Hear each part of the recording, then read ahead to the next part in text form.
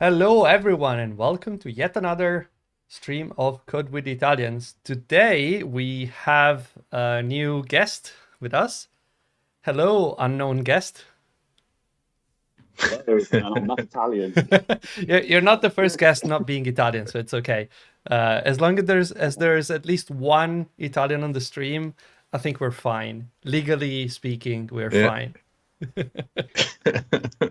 Yeah, what happens if there's no Italians on the stream? I don't think we can stream without being in the stream. I think the Twitch police will arrest just us. Mark. Yeah, This will be just Mark trying to do something alone. Trolling into the void. If Mark is trolling but nobody's there to be trolled, is he really trolling?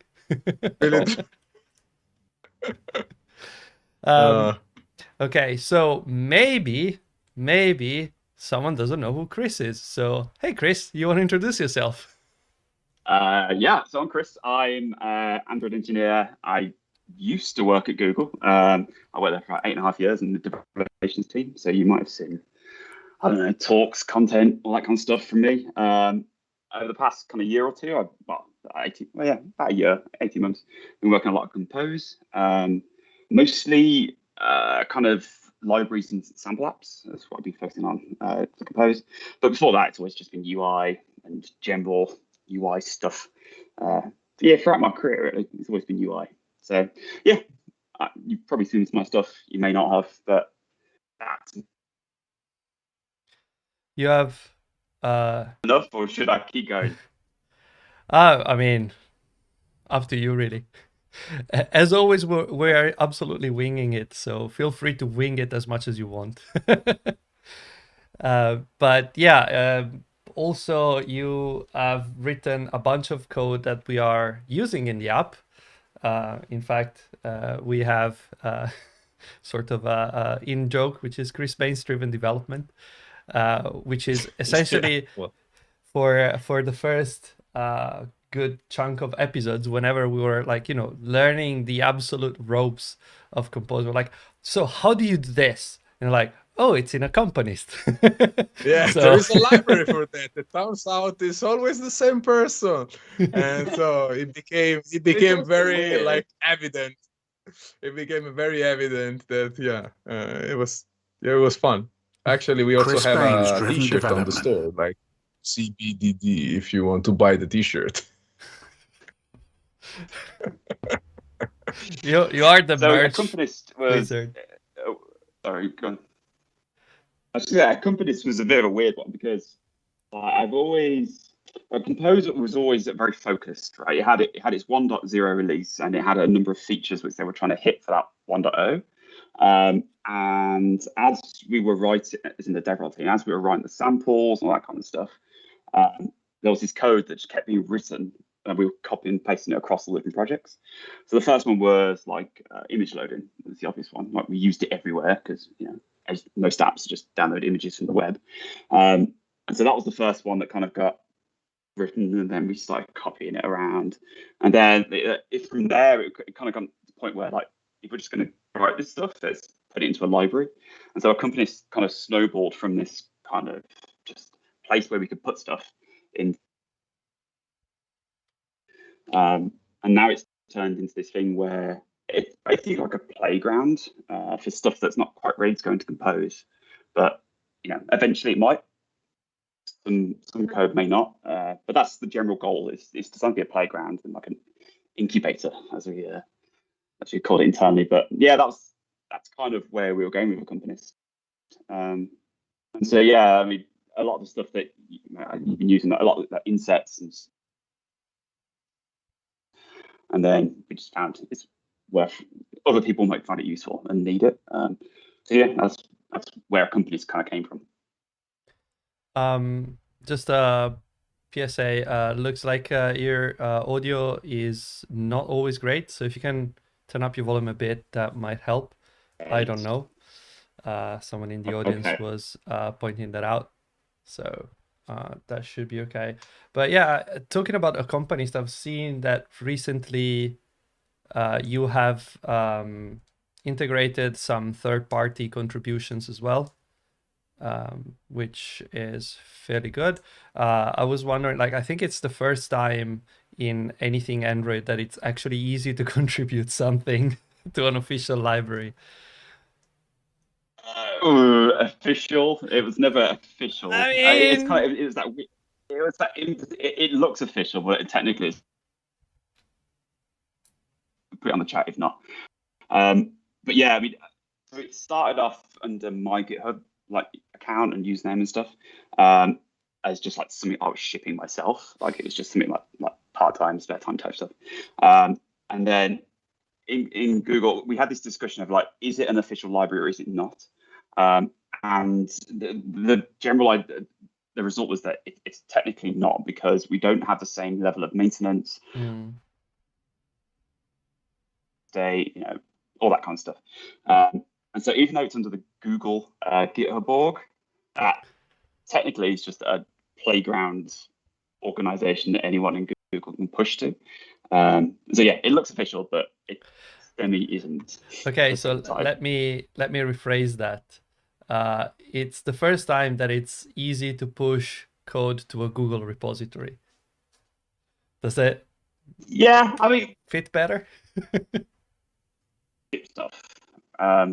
There are some caveats, like because any code that gets committed to the repo is then responsibility of anyone in the DevRel team to like maintain going forward. So we're a little bit careful about what we accept. But yeah, I mean, there's like really, there's really some really useful stuff that people have written, and it makes sense that we'll happily accept it. Well, I say that I've left the team, so I. Yeah, I'm still working on it, but so I'm now one of those external contributors. Is there a specific way to contribute something and make sure that it's going to be Jose's problem? So what tends to happen, this is the process we haven't really created, it's just what's happened, is that you'll create an issue on the tracker. There's one that's feature request, and anyone who's going to contribute something to put one of those feature requests in. And so we can discuss it before and that's so that you don't start writing a pull request knowing full well that we're not going to accept it. So it's just so we can get like a quick first pass over it. So that's generally the idea. If you have an idea, even if you're not going to work on it or create it, create one of those bugs, those feature requests, and someone will look at that. Cool. Thank you. Let's see. I've kind of like the stuff you were talking about was the navigation animation stuff. So yeah. there's two libraries which we recently added about 2 weeks ago, 3 weeks ago, however long it was. One is by the navigation team itself in Android X. So that's Ian and Jeremy. And the other one is a navigation material by Yossi, who's a 3P developer. And so they both have navigation animation is designed to add transitions to navigation. So the navigation library, Navigation Compose library, as it currently stands in Android X, doesn't support customizable transitions. It currently gives you a fade, like a crossfade, whenever you change navigation target. So that's what you currently get, but you have no customization over it. The navigation animation library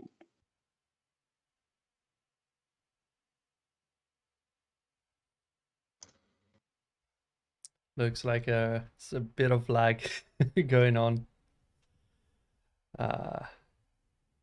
Sorry, Chris, we lost you for a second. Seems like your connection is not helping. Yeah, I don't know why. It was working fine 10 minutes ago. I don't know. I don't know either. What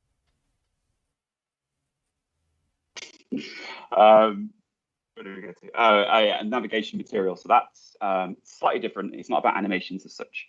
So in using Navigation Compose, you can have these targets. So you can hear, you look at the screencast here. Wow, you have this thing called composable, and that's you can add content to a composable I don't think block. people are There's seeing also it. Just give me 1 second. Oh, okay. Well, in navigation, you can add a composable. Now they can see dialogue, it. which is a new. So play around with it as you will. Which allows you to add content to the actual nav host. There's also one called dialogue, and then that allows you. It's not in here, but imagine it is. There's one called dialogue, which allows you to display content in a dialogue. And now this library, which Yossi's wrote, allows you to add content to a bottom sheet. So that's what that does. So it would look like bottom sheet or something here, right? It's bottom sheet. Bottom sheet something, I can't remember. You can double check that later. Yeah. Okay. So yeah, that's the changes we've made lately. And so yeah, the navigation animation stuff is kind of plays into what I was saying earlier in that Accompanist is very much designed to be like an incubator. So the navigation team weren't quite ready to ship something in Navigation Compose because they weren't sure the APIs. There's also some technicalities around using experimental APIs. But yeah, so that's why they shipped it in Accompanist instead. Eventually, once they're happy with the APIs, it'll get kind of copied back into the proper navigation library. But yeah, we're not there yet. It's still in the experimental stage. Someone in the chat was asking you if, something you've partially answered already, but just for completeness, if you will still keep working on Accompanist as an external contributor, or if there's any plans to merge it into, I don't know, Android X or something like that. TBD on both questions. I will probably still keep working on it, but less than what I was. The goal was always to try and upstream stuff out of so the idea is that anything that goes into it has a shelf life, like it has an end date. Either that end date is it goes to Android X or upstream, or it just ceases to be useful and then gets removed. And so yeah, the goal is, it's never a goal to keep this going forever. It's always we want stuff to move on. And so some of the stuff is one of them. Insects maybe, but they're the main two currently that we're thinking about. So yeah, the rest of them are kind of we're not sure how useful they really are for developers. So if they are, let us know. But yeah, Pager and Insets are the two which I'm mostly thinking about. Chris, just to try and mitigate a bit the connection issues, can you try and close Visor if you have it open? I don't know if that's it, but just in case, closing down as many things as we can. Okay. In case, you can just reopen it from the link I sent you earlier. Okay, so I guess first thing we need to do is to add the dependency. I can imagine. Yep, that's the first thing. Okay, so somewhere in Accompanist something, I guess. Navigation animation, right? That's the one. Okay, and then the good old copy paste. Okay, so we open our TOML file because we are on the bleeding edge. Sometimes it's us. Someone is asking if I can increase the font size in the editor to 16, 17. It's already 18, so I could, but then you could only see 5 words on the screen at any time.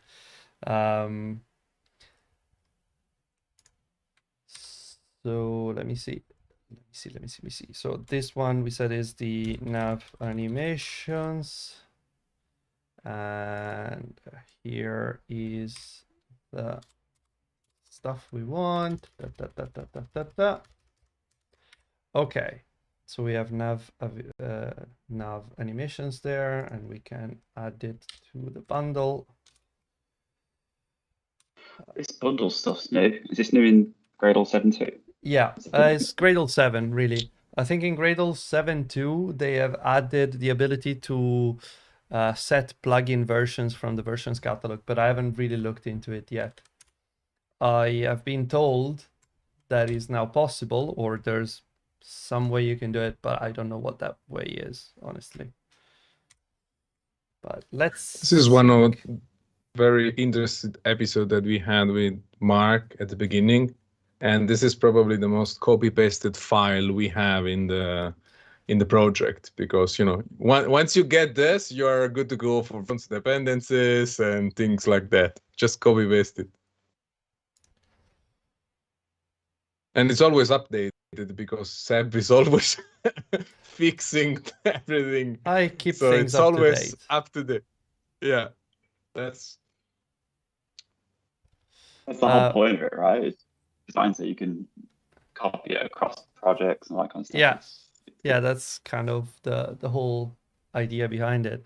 By the way, the Apache was asking in chat if essentially if Accompanist is production ready or not. So if you want to answer that while I commit. Production ready. Yes. Yeah. I mean, I'd say the answer is yes. Like we try and ship as many tests as we can, and so it's definitely the quality is there. I'd say the only caveat to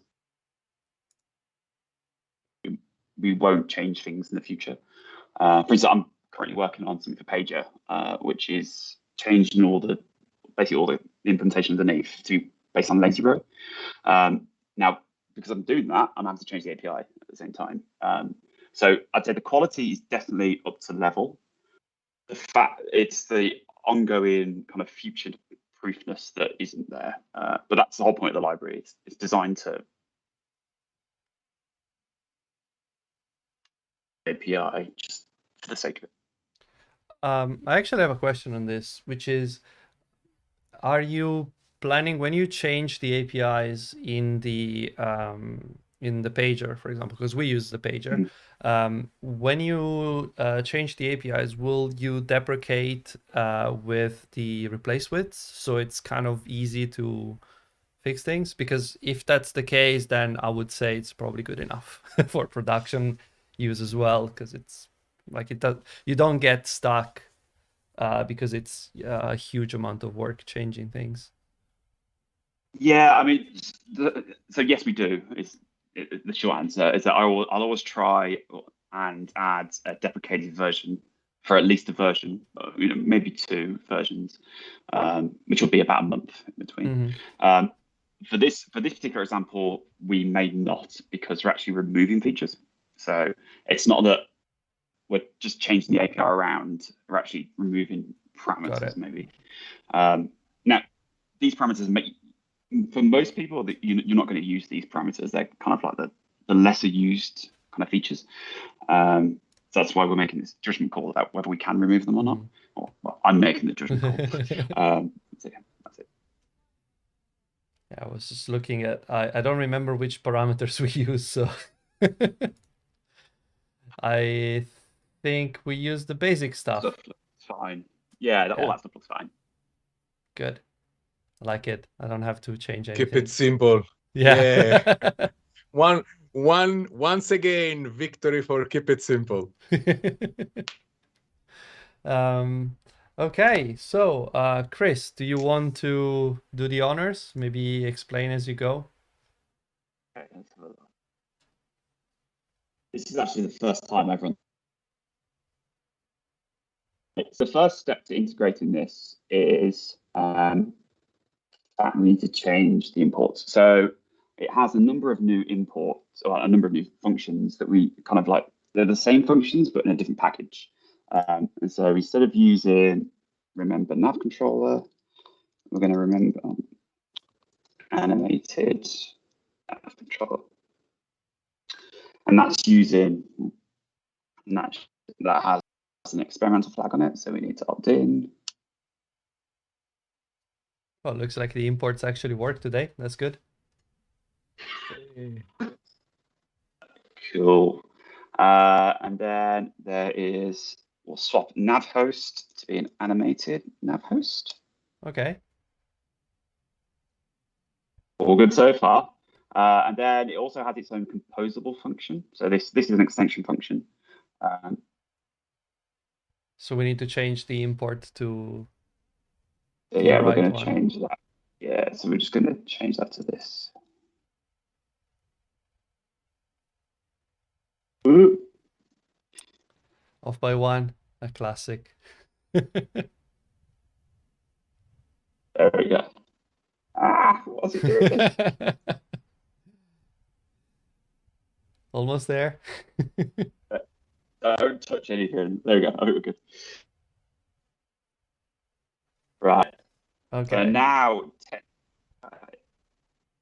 So now technically we're using navigation animation. So if you run this, it should just work the same. Let's try. If it doesn't work, we know who to complain to, right? Yeah, Ian.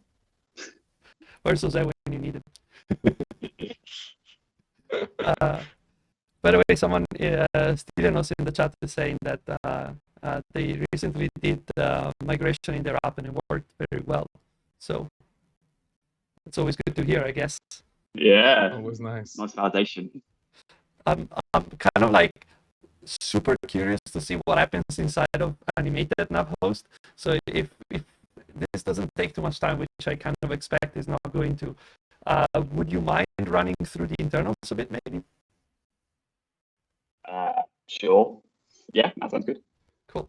Apparently, I sounded like a Dalek while I was talking.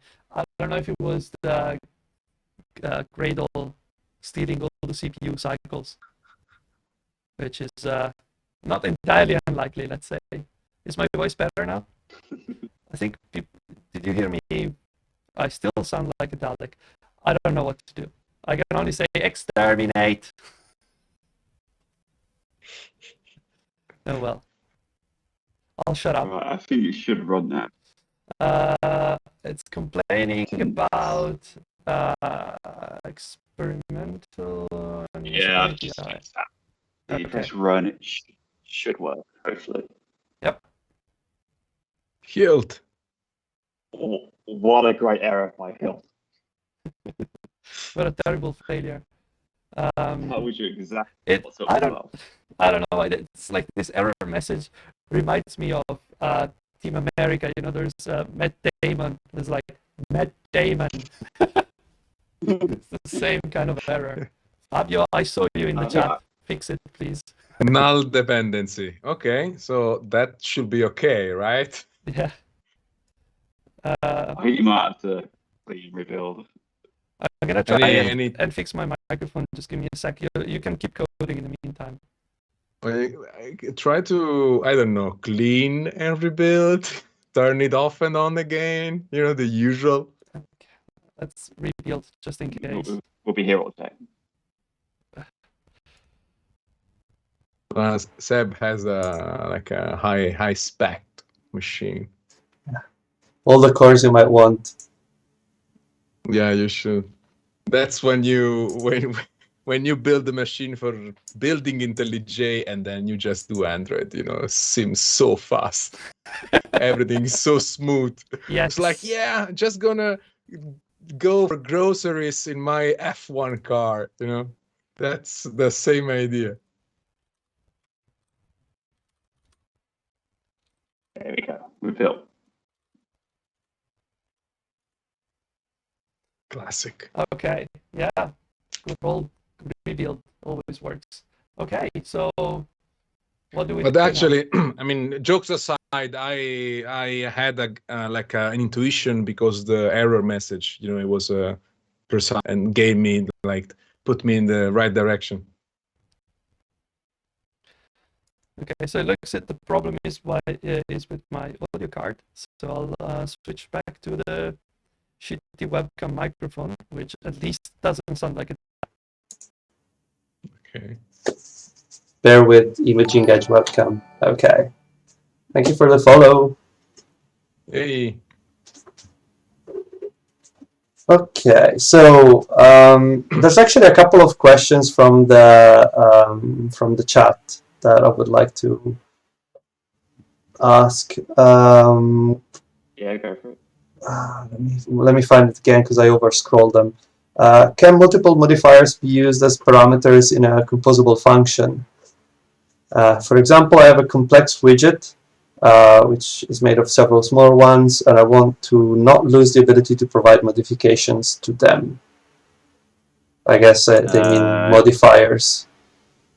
So yeah, you can. There is precedent for this. I can't remember off the top of my head, but some of the material components do allow you to supply different modifiers for different content underneath. It's generally not. It generally gets quite complex if you do it like that, because you really want functions to be small, pure, cohesive things. So supplying two different modifiers, like you're baking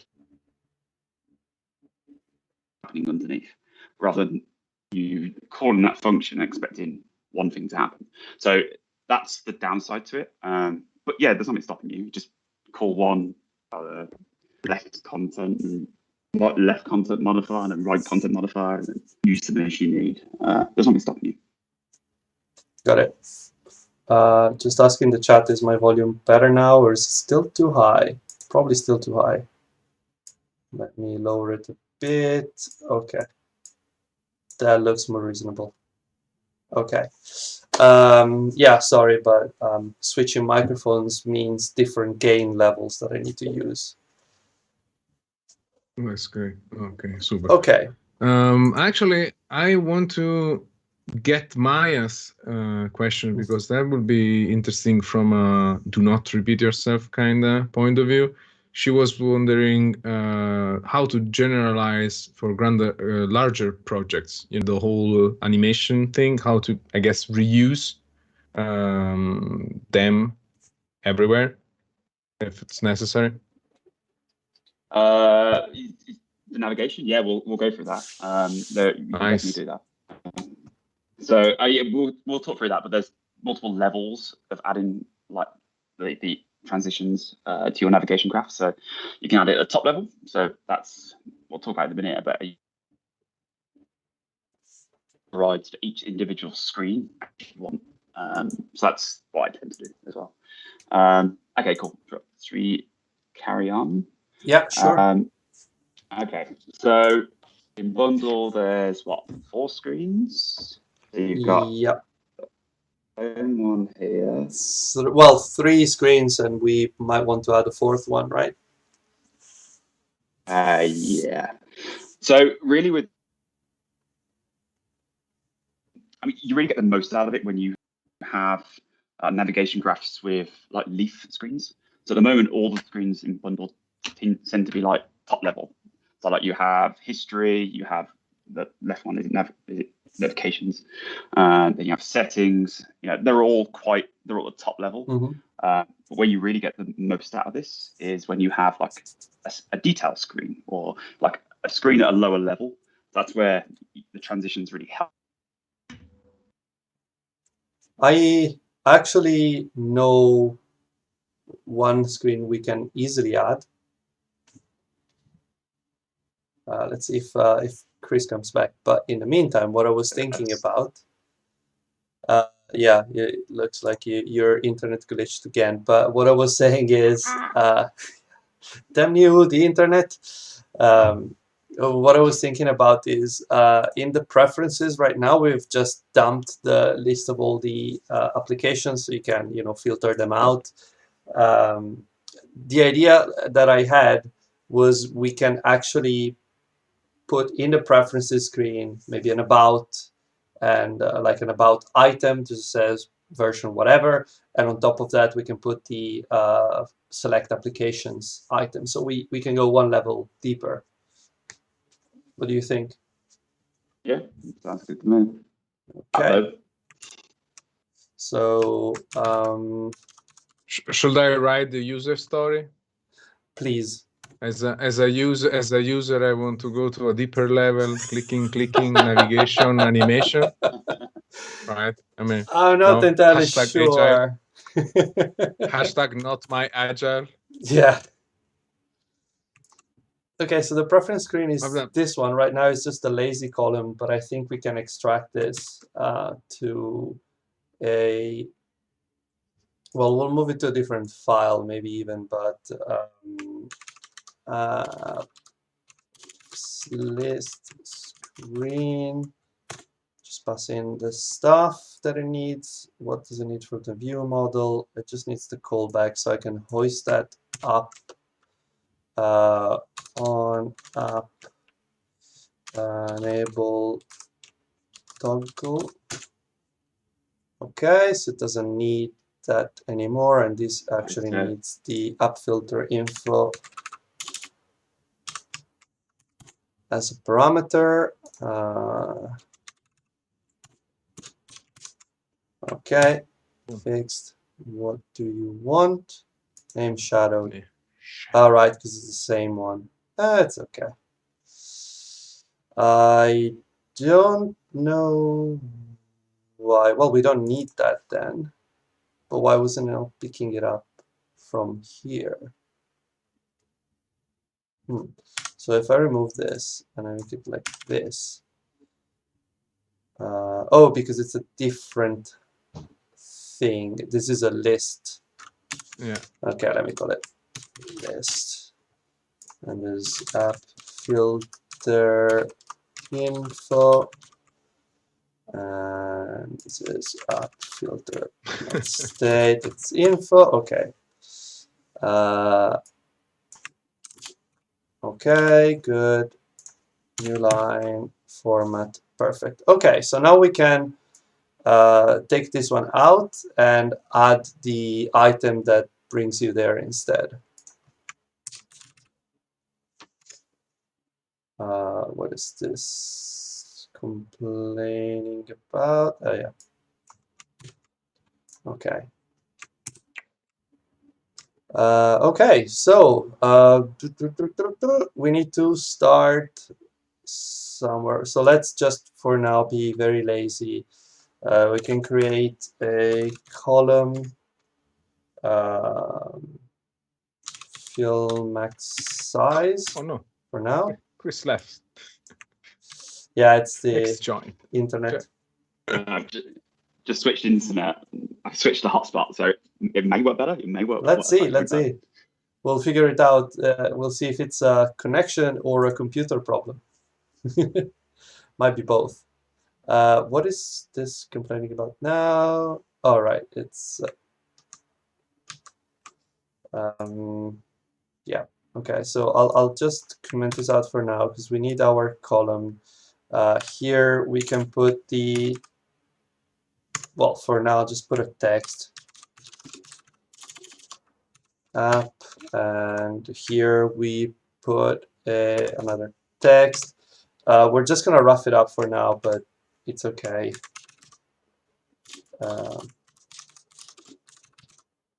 Select apps, okay. Let's put a modifier padding, I don't know, 16 dip, and also down here. And we need a divider.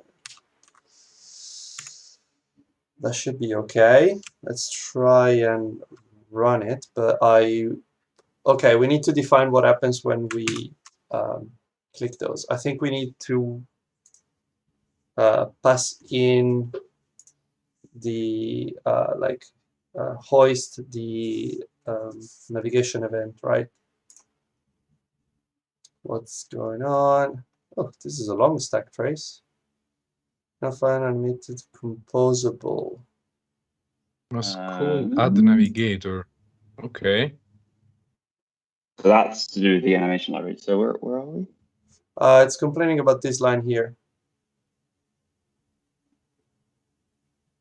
That is, which line's that? That's main screen bottom left.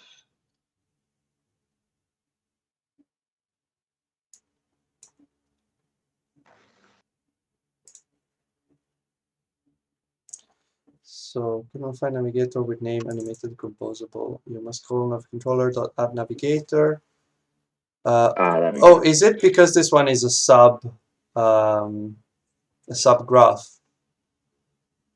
Kinda, yeah. I mean, as we said earlier, we need to use the animated nav controller because we're creating a subgraph. We need to make sure that's also in the remember. There we go. And then that also needs to be animated. Got it. Post. Got it. Okay. That should work.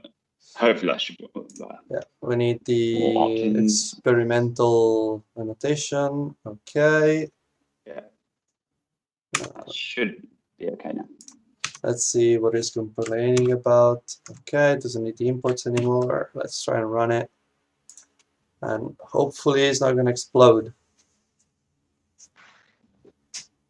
Yeah, it doesn't explode. Looks good so far. Nice. Okay, and the preferences screen. Look, it looks like not like utter shit. Perfect. Perfect. Perfect. Victory. Victory. Does that meet the user story?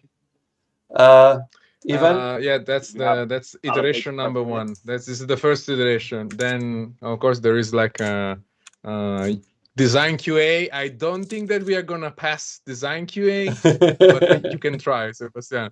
I mean, you can try. It's not the fastest screen on the planet, but it does what it's supposed to. Yeah, that's I have been doing this for so long and trying to explain this to every project manager ever. You know, the feature is there. It's just that the pixel perfect thing, you can't do it on Android. No, it doesn't float, Sebastian. So yeah, sorry. Oh well. Good luckily, news. you're doing other stuff. Yeah. You're doing swing, so luckily for you, swing is giving you the real, the real satisfaction. God damn it, swing. Oh, hang in there. Okay, so how do we do this? We need the event here, which is on.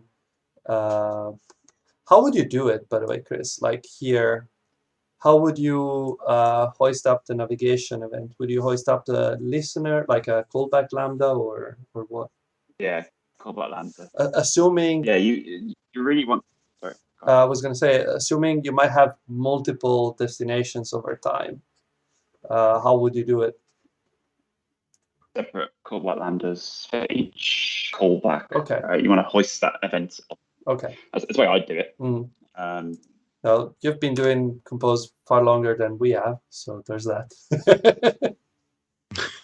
Yeah, to follow the lead. Okay, so on select app, click or clicked. I don't remember which one is the. There was guideline. Yeah, there was Florina was talking about this in one of the Android developer videos about the state hoisting. I can't remember, but it's there. I can. She was also explaining the reasoning behind, and yeah, can't remember. But I'm gonna look at look for the video. We can look at the parameters still on click. Okay. We can look at the guidelines, the best practices for code and code style guide, but it's going to take some time to find it, and I cannot be arsed right now. So even if you wanna look for the Compose code style guide, if you put the link in the chat, I'll open it. But for now, yeah, no worries. So this should work, right? Except it doesn't compile right now for obvious reasons, which is it also needs the beyond on backpress. It also needs the other callback. I on backpress is probably the right way to do it, but on select apps clicked, and this is also an app controller dot navigate, and we need a new destination, I think. That's right. A new route. Yeah, navigation route dot settings dot select apps. I'll just create it. Member property. Yep. Well.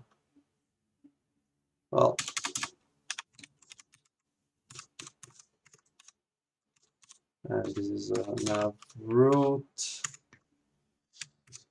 Do you know, Chris, if there's any reason why there isn't like a strongly typed route API in the navigation library? Not that I know of. Generally the idea was that, I mean, it's a good question for you to answer, to answer you. I think they're trying to keep it fairly flexible until we know what is the limitations that we want. Makes sense. Yeah. We have a question. Okay. Sergey is asking if the pager Composable is actually working lazily. They say that they looked at the code and they couldn't find anything like similar to lazy list to understand how it's working. Yeah, it does. It lays out lazily. It doesn't use lazy list underneath currently. It will do very soon, but it doesn't currently. And so the way it currently works is that it will very much like the way View Pager used to work. So if you imagine View Pager, you'll tend to have a big item in the center that may be smaller than the width, but you'll tend to have one page on screen, and then maybe one either side. And what it means is that Pager can make a lot of assumptions about the way things are laid out. And so, typically there's only going to be really 3 screens laid out at a time, which is why it has a parameter called off-screen limit. And that off-screen limit number tells Pager how many screens to lay out either side. Yeah. So default to 1. So it'll, those screens to left and right, they'll be laid out, but that's all it lays out. And then as the user swipes through, it will like lazily backfill those like off-screen pages. So yeah, it works similar, but different code.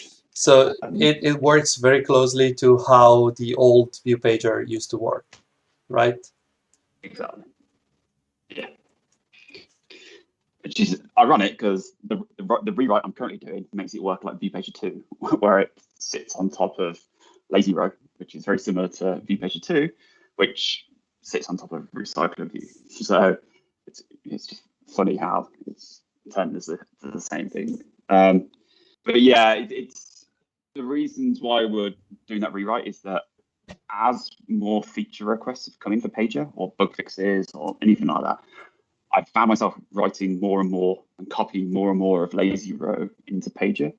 And so it got to the point where it's just like, let's just not do it. Let's just rewrite it on top of it. And yeah, that's the reason. Well, that's actually wise, because why not try? Somebody else is maintaining the base library for my library, YOLO. You know, that's that's how you do it. You can even throw a couple of fancy patterns, you know, don't repeat yourself or blah blah blah. I'm doing it for science, that kind of stuff. And so that sounds good. Sounds good. But it's good. We've got some good bits out of it as well, because if you think of what a pager is, it is just a lazy row. It's a row of items with some snapping. And now that's been a feature request for Compose for a while. Is that snapping? We just don't currently have a way of doing that.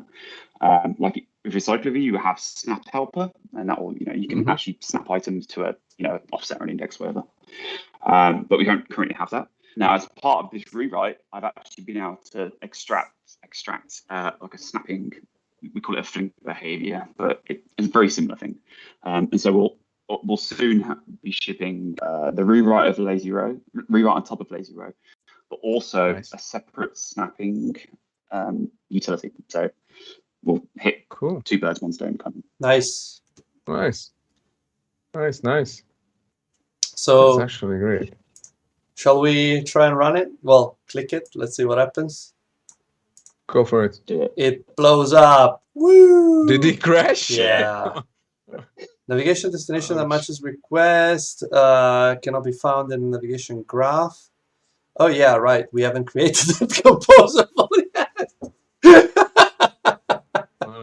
I mean, it's surprising. It's surprising when it works, because it actually works, and it crashes because it's actually working properly. So you are holding it wrong. So just make it work, please. Yeah, I'll just move this code to different top-up bar. That's fine. So this stuff, I'll just move it to another file so we can have our own apps list screen in a separate place without putting too much stuff here. Apps list screen. Okay, pasted all this stuff. App toggle item. Oh yeah, I need this stuff here. Okay, and then there was this this thing here which we need. Apps list screen. Yeah. Okay, so let's say we have this screen here. I'll just put this thing here, and I don't need this anymore.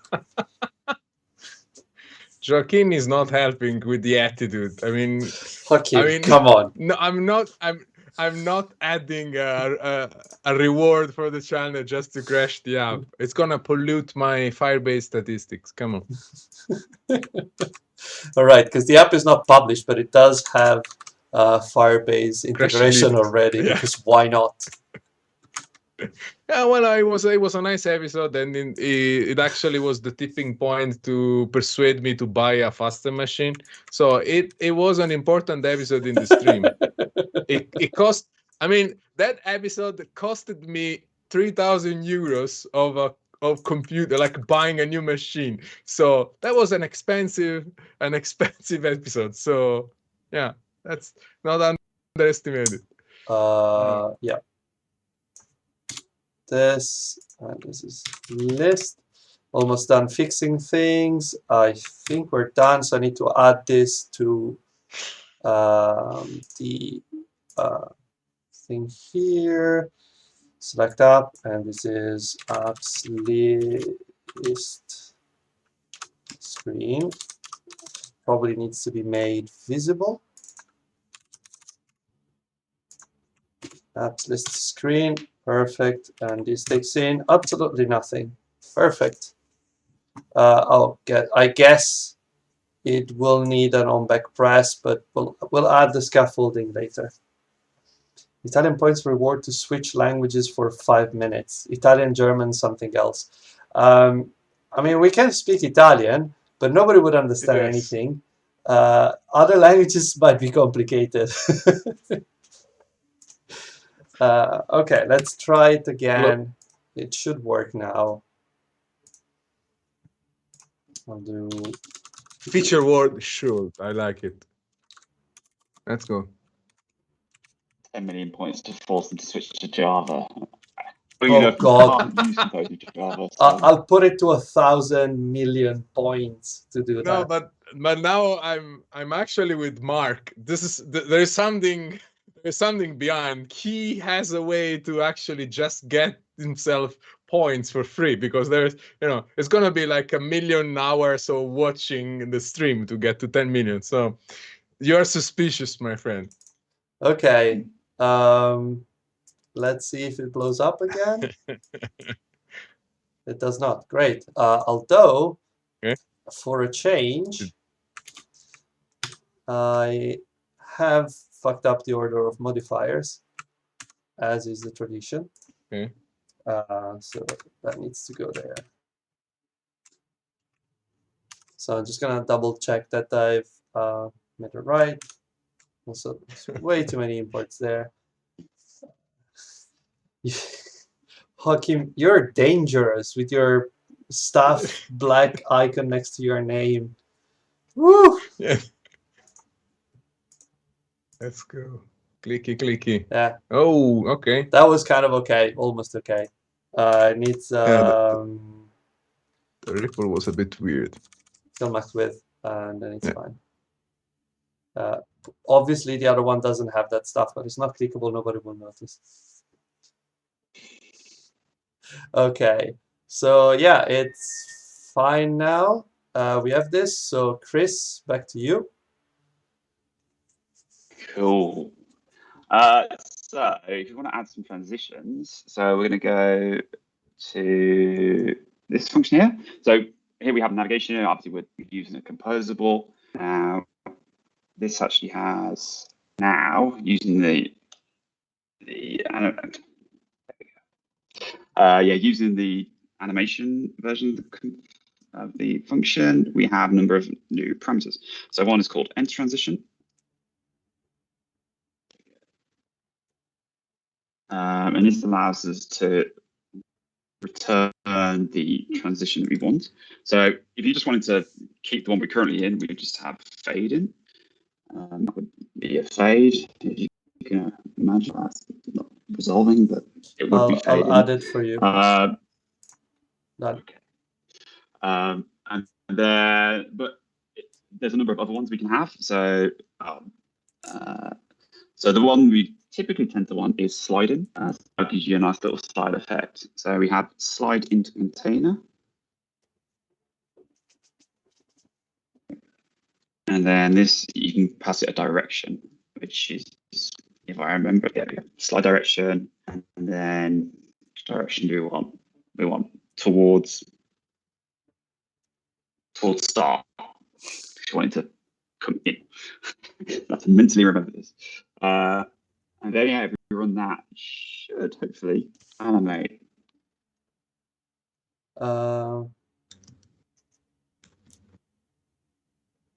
It doesn't seem entirely happy about this. Oh, sorry. Actually, there's parameters which we need to ignore. Right.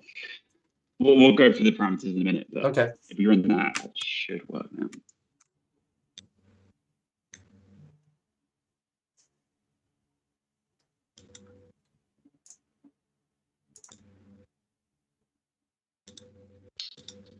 Didn't seem like it slid. Oh yeah, it does. It does. It's just very laggy, but yeah, it does. Okay. Yeah, it's the exit. The exit we haven't updated the exit transition on the other composable. It's like if you think of transitions, there's happening at a time. You've got a current screen exiting, and then you've got the new one coming in the enter. So we've got the one coming in sliding, but the one that's currently exiting is just fading still. So we need to get rid of that. So this allows the way we've currently done it. Looks like you've dropped out of the connection again, but while you rejoin, I'll just relay to you that Joachim is saying that he has a feeling you'll go to San Francisco soon, and if you do, you have to have 1 or 3 beers with him. So just FYI. I'm not going there. Not that I know of anyway. But yeah, anyway. Can confirm or deny. We have another question from the chat, if you don't mind, which is Stylianus is asking how the exploration of creating our own view model is going. It's going well. It's still a bit of a toy project, I'd say. I mean, AAC view models still give you a lot, but compared to what that. So for context, there's a pull request that I've been working on just as a bit of a toy project to replace some of the like Android architecture components view models with my own state class, and trying to like backfill the feature AAC gives you by not using AAC. And there's a few benefits to that, such as if it's just code in your project, you can do stuff like KMP, like you can actually start exploring like other like targets. I've now got it to a state where it pretty much gives you most of the stuff from AAC. The only thing it doesn't is save state handle. So like save state. But that's not so much of an issue in Compose anyway, because it has its own save state mechanism.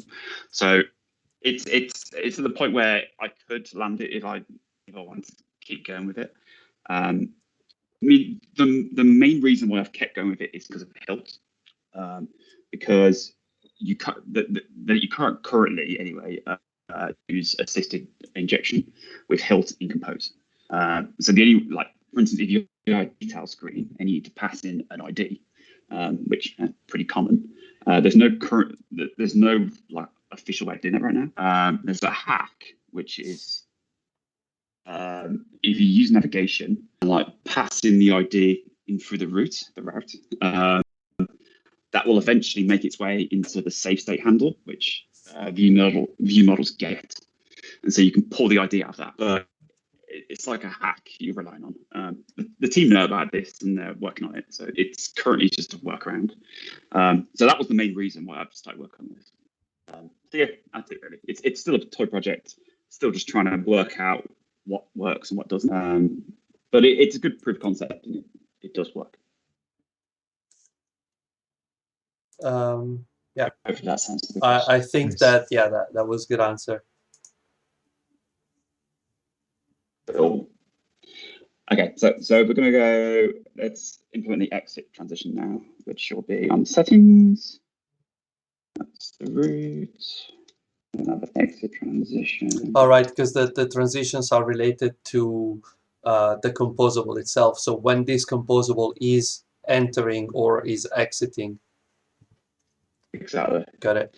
Now, you wouldn't typically hand code transitions like this. Like you wouldn't add this to every composable. I was trying to show you how you can add these to the individual composables, but also it's a bit easier to see what's happening here. And so for the exit, you might want to slide out.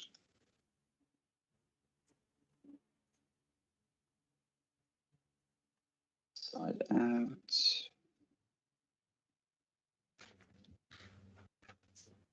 I think it's slide out of container, but I haven't got input. Oh, there we go. Yeah, it's cool. Right, and then we're gonna slide out the same way, right? Yes. Yeah, you're right. Right. So if you run that, yep, you should hopefully have a nice slide. One thing I think you can pass an animation spec to the slide out of container and slide in, right? So you could technically make them last longer or stuff like that, right? Yeah, exactly. By default, they use springs. So springs tend to work pretty well out the box because they'll use the size of the container as part of the duration, like it's a dynamic thing. So it tends to just work. Obviously, you can change the spring, the tightness and damping if you really want to. Yeah. But the defaults are a good start. Yeah. They tend to have good durations in most cases because they're, realistically like physics-based, realistic duration they would have. Yeah, exactly. So it's very laggy, so it's hard to tell, but okay. Like I can see. Let's go. Right. I tell you what. Let's put a tween there. The animation. Yeah, exactly. So we can make it last like a second or something, because I am struggling to sit here. I doubt it's visible on the stream, and I doubt you can see it on Skype either. Yeah. Nope. I think it needs to be in parentheses or not. No, I never remember when it needs the lambda and when it doesn't. Should work. Yeah, this should work. Hopefully. And then we'll do the same.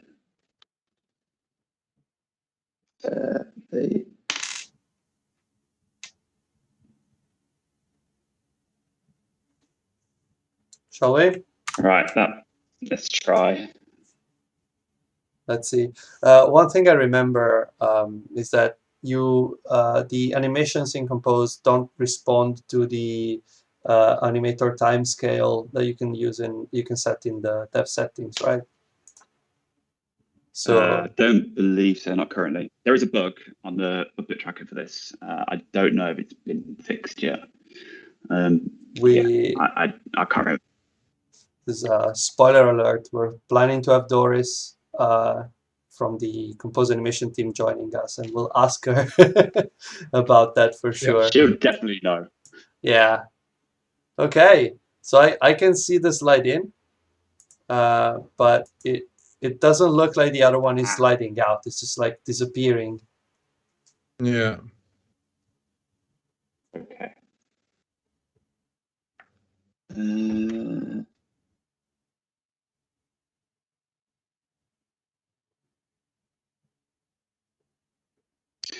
Just looking at the way you set the navigation out.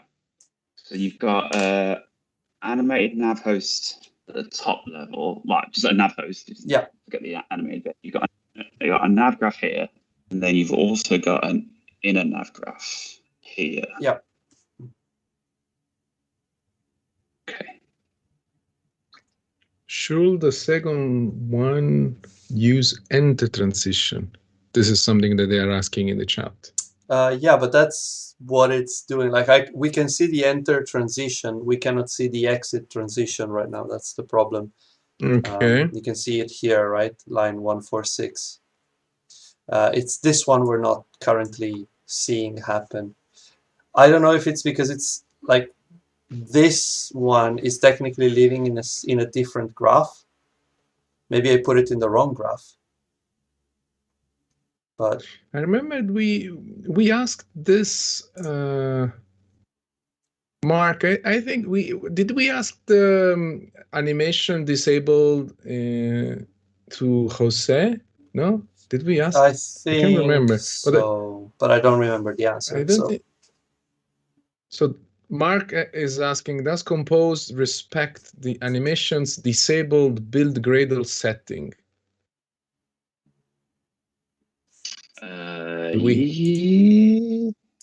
Well, that's the same thing because that's changing the clocks, as in the thing you can change in dev options. So that's just setting the clocks to 0, like the scales, the transition scales. So I think this stuff that Seb was talking about earlier, I don't think it does. The actual the activity animation, that obviously does because that's not composed, but these transitions don't at the moment, that I believe. Well, we'll ask Doris anyway. So come back for the episode with Doris. Okay. So let's go different route. So this is we talked about adding the actual transitions to each individual composable. You wouldn't typically do that, especially for like default transitions. Mm-hmm. So the way you'll tend to do it is you'll add them to the nav host itself. So you can think of these like the default transitions for the entire nav graph. And that's the way I've tended to do it. So you'll have an enter transition.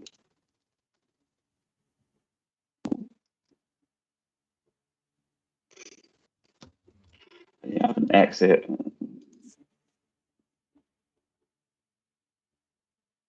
So we copy these back in.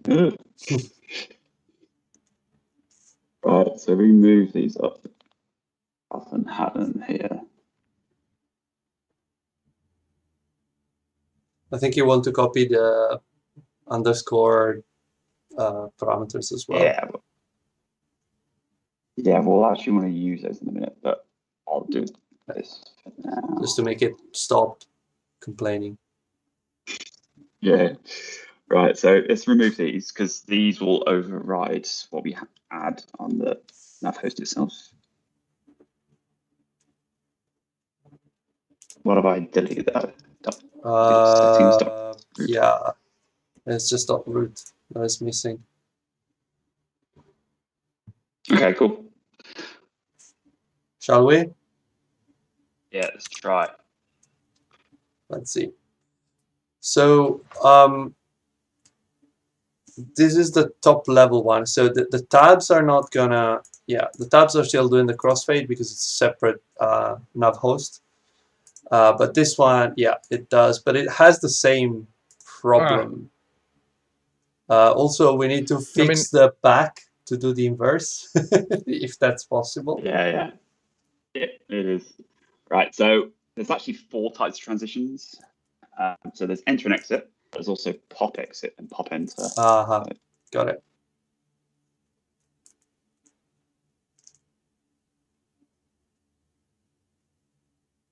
Which is for back, I guess, as in pop backstack. Yeah, exactly. Okay. The difference with these is that you actually want them in the opposite direction. Right. Typically. Nice. Let's try that.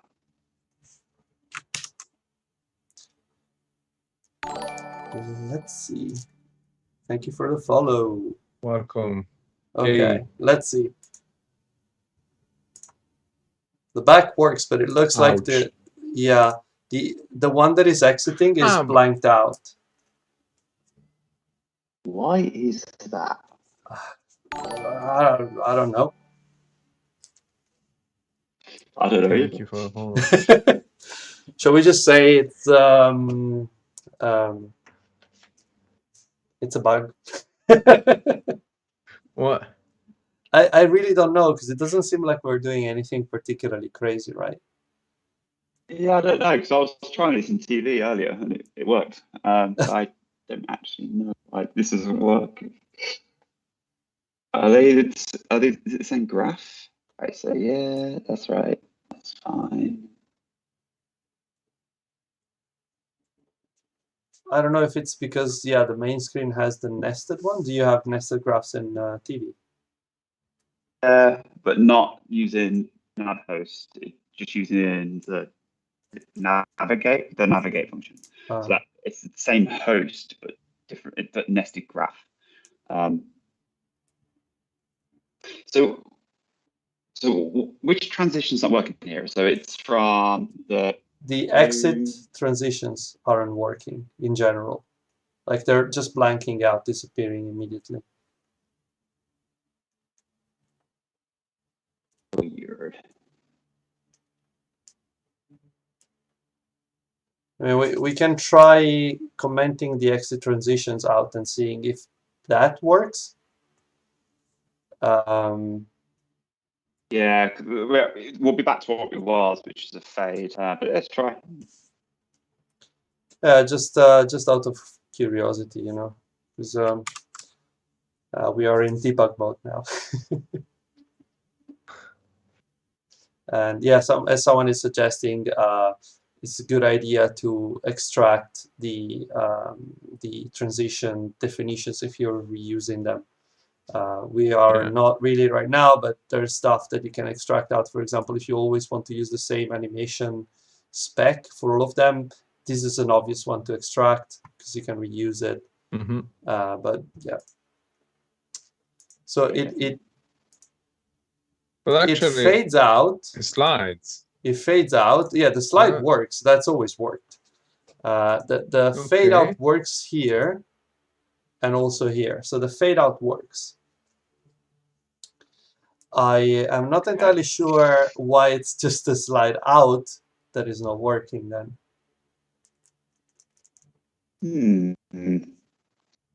Why are you not working? Just to give you a moment that you can focus on, try to understand what's going on. I want to remind you that also today we are gonna do the giveaways. So we have the incredibly cute pizza sticker, and we are gonna run it probably in a few moments. And we also are gonna give away IntelliJ Ultimate, or was it like the whole everything? No, IntelliJ license? Ultimate 1 year. Okay. Well, I mean, it's still a lot of money. It's not shit, So, right? it's still a lot of money. So, jokes aside, in a few minutes we are gonna have a break. During the break, we are gonna I'm gonna give you the word that you are gonna use in the chat to let's say register or participate to the giveaway, and the winner gets a sticker and the IntelliJ license. I want to remember that Ivan, you promised that if they were a sub, they would get 3 stickers, not 1.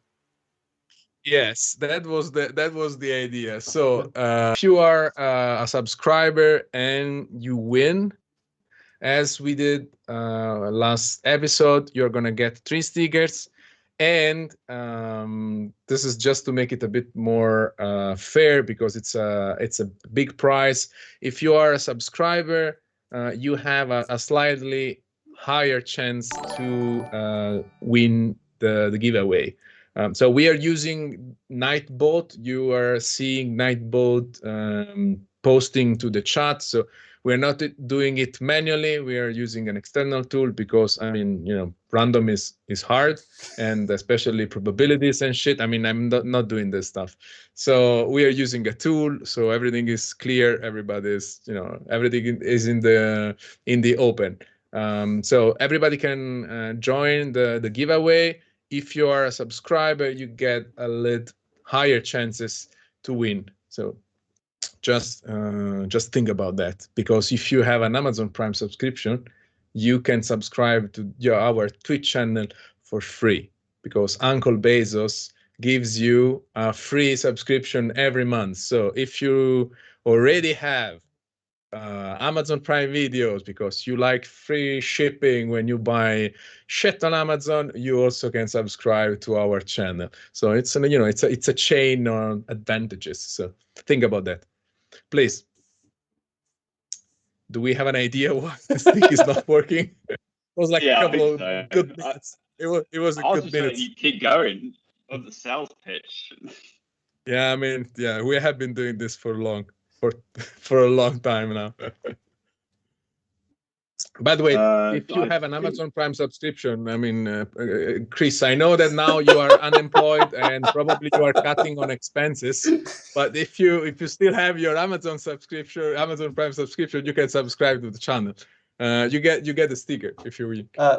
I just want to say thank you, by the way, to Mark and Stylianos that have actually bought the T-shirts. We haven't received them either yet, so I think Mark has been the first one to get one. So thank you. Yeah. Thank you for supporting the channel. We are actually waiting for the shipment, because in a couple of weeks, the moment we get the T-shirts here, one of the T-shirts is gonna be in one of the giveaways. So that's still part of the project. We are very, very clear. We have been clear since the beginning. The money that we get is going back, has swag and has a designer and other things that we want to do on the project. Although we'll see if we can get. Oh, thank you for nice gifting the subs, Mr. Staffman. Thanks. Thank you very much. Make the giveaway more fair. Oh. Thanks. Okay, so Chris. So what's going on? Because we've got two different. The issue is that we've got two different nav hosts, and so the reason the exit transition isn't working is because it's a different host, so it doesn't know there's an exit transition happening. So you can't coordinate it because they're at two different levels. So they don't talk to each other. Like they're all completely separate. So I think what we're going to have to do is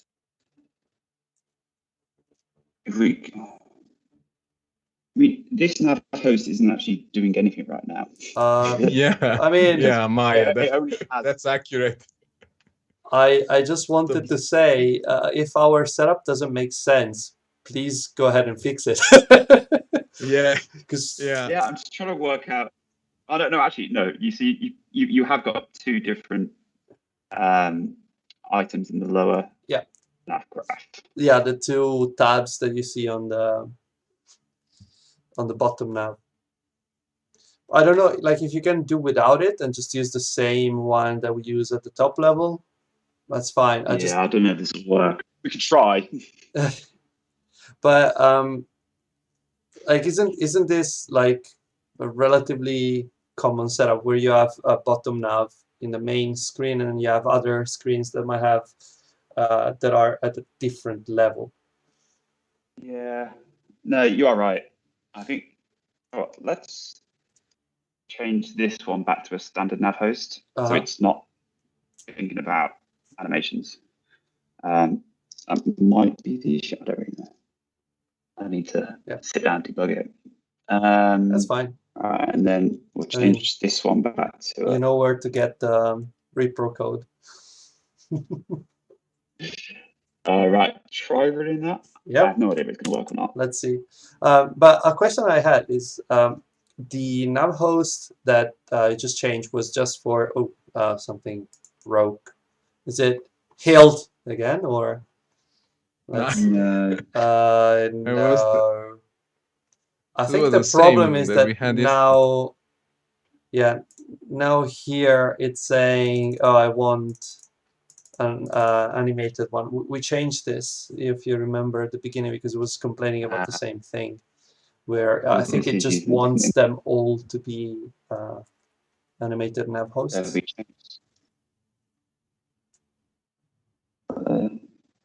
It's because the function we're using. So this composable is the import from. Oh, I get it. Because this we need to. I can't remember what the import is. I can fix that. I guess it's probably worth making import alias for the animated one. I don't know. Yeah, sounds good. So I'll call it composable. Yeah, just leave composable there, and I'll change the other one. Well, I'll change this one first, which is import alias animation composable, and then I'll change these to a normal composable, which I can import, and it is navigation compose. That's the right one, and this one is here. Okay, let's try. Someone said like intelligent mastery. Hey man, what's going on? Well, it works. So I can still change the tabs, and that's fine. Cool. I can nope. Because technically, yeah, what I was saying is that this composable here is at the same level as the settings one and the select apps route as well. And in fact, we have the same problem here where these two are just on the same, right? Yeah. I mean, the exit and enter aren't really about levels. They're about where they are in the backstack. So I don't know why this isn't working.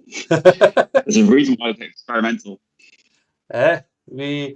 This wouldn't be the first bug we find while live coding and report. So this is good debugging. Yeah, I mean, it's okay. It doesn't matter. We've seen, like, it's fine for now. Let's just say it's gonna get fixed at some point.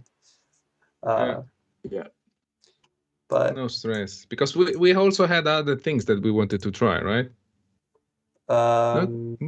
Maybe. Well, I mean, if it's a bug, we need to acknowledge it. Yeah, and embrace it.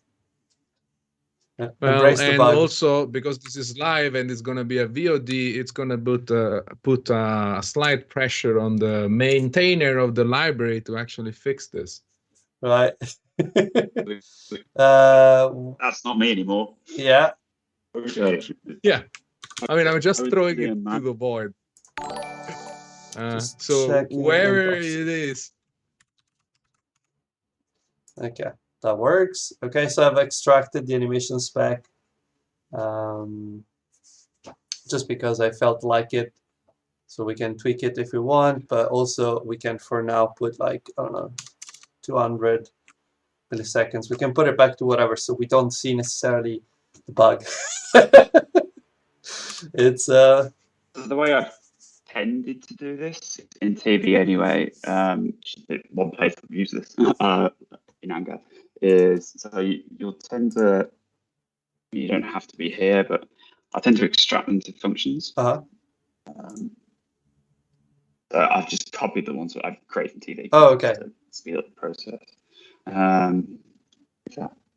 You'll have to fix the import there, I think. Yeah. But yeah, these are the ones I've ended up creating because they just tend to work. So for the pop enters and pop exits, it'll be a fade and a slide out, or slide in or slide out.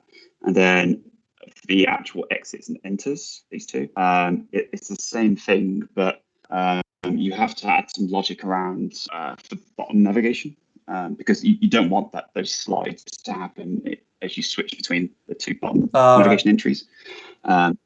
So these two are two functions which allow you to just basically it detects whether they're the same graph, and if they're not, it'll fade. So that's the way I've tended to. And then, so they can be wherever you want them to be. They can be top level functions, and some root library somewhere, or wherever you want them to be. Yeah, and then when you use them, you can just do TV, whatever. Is it default transition? And then you just pass in these.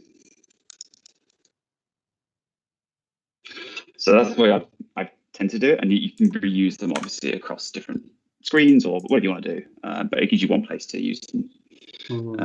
That's the way I've done it. I'm not saying that's the best way because all this stuff, as with a lot of Compose, is very much in the thing of we're still trying to work out what the best way of doing everything is. And so if you find better ways, then great. Yeah, everyone's an explorer as soon as they start using Compose. Oh, but there is a phase where you need to try out stuff to understand what's working and what's not. So I like the idea of experimenting, and then the code is there. 100%. I mean, if it works, it's there, right? I mean, you can reuse it. And there was a tweet the other day. Somebody was asking me, I'm the only one that goes back to my other projects when I start the new project and I reuse part of the code. And actually, I replied with something like, my previous project is actually my template. Okay, that's how it works, right? Because so that's how it works. I mean, most of the stuff you're looking back and you're putting the same solution in place. So you need to experiment. By the way, sorry, but I need to look at Mark's t-shirts. That's perfect. Oh, look at him. Actually nice. It's very nice. Very nice. Thank you again, Mark, and Stylianos as well. Okay, let's see. So switching tabs, bottom nav still works, and if we do this, I can't tell if it's working or not. Maybe because it's come back to this. I don't know what the because you left the spring thing. Oh, it's I mean good enough. Whatever, doesn't matter too much. Yeah, I think there's something here about your navigation graphs. I need to take a step through and try and work out what's happening. Sure. I don't know. There's multiple levels here, and I think we can get this maybe in a different state. Yeah, we definitely fucked up something somewhere, but that's how things happen. Yeah. naming is important, and that's nice. Yeah, I don't know why it doesn't do the automatic rename thing, but yeah, let's just Start a book for that. there you go. I'll eventually fix that, like the names properly. But also, if anyone wants to use Italian points to choose the names of those transitions, this is the bit you get to replace, by the way, not the whole name. Yes. Because we need to keep it semi-understandable. Otherwise, in a week, I'll go and look at the code and be like, what the fuck is this? Oh yeah, it's a transition that Stylianos renamed in Moho Aha Mickey Mouse, and I was like, okay, yeah, sure. So no, it's just the tiny bit in the center. Oh god, Mark has opened the bar. Yeah, this is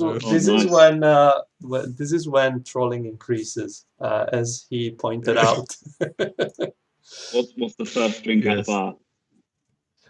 Knowing Mark is probably a keg. He has like a beer keg, so he's probably having a beer. I think he has Peroni, right, Mark? Nice. Oh yeah. By the way, it's on brand. It's on brand.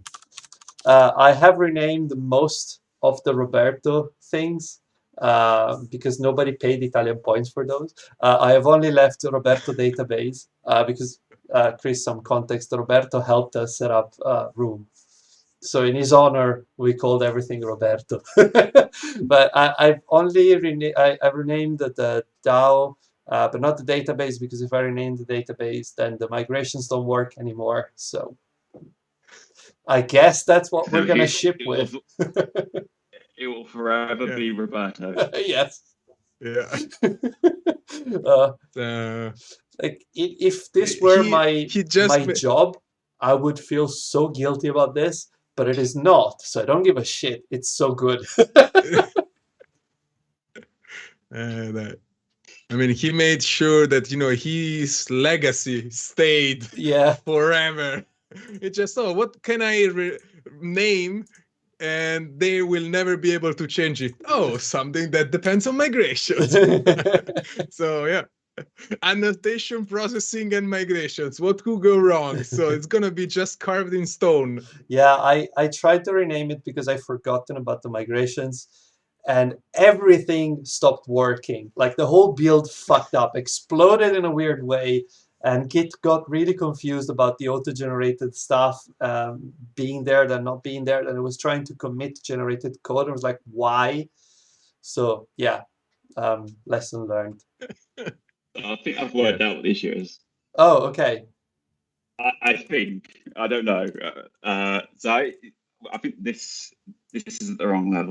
I think these nav entities should be in the bottom nav host, not top, because they should be within this. Okay. Because we're navigating from this the main screen, Mhm. and it's within that. So I think I don't know. Let's try it. One easy So way let's to move. try it.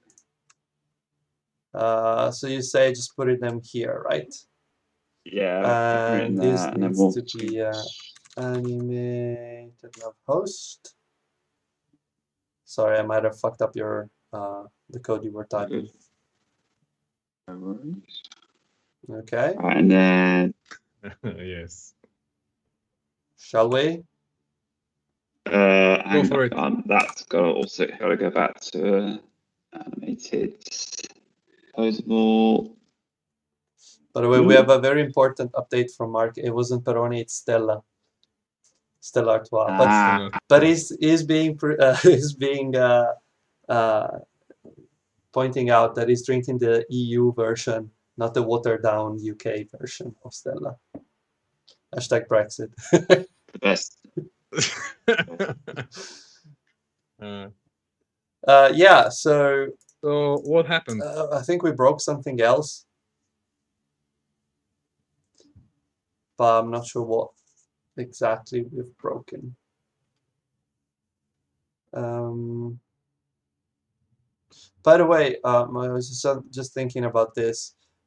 If you end up having multiple nav hosts and you don't want to repeat the transition all the time, you can just create a function which takes the same parameters but just injects the transitions, which we only have one or two, so it's not a big deal. But I guess if we had more than a couple, Yeah, totally.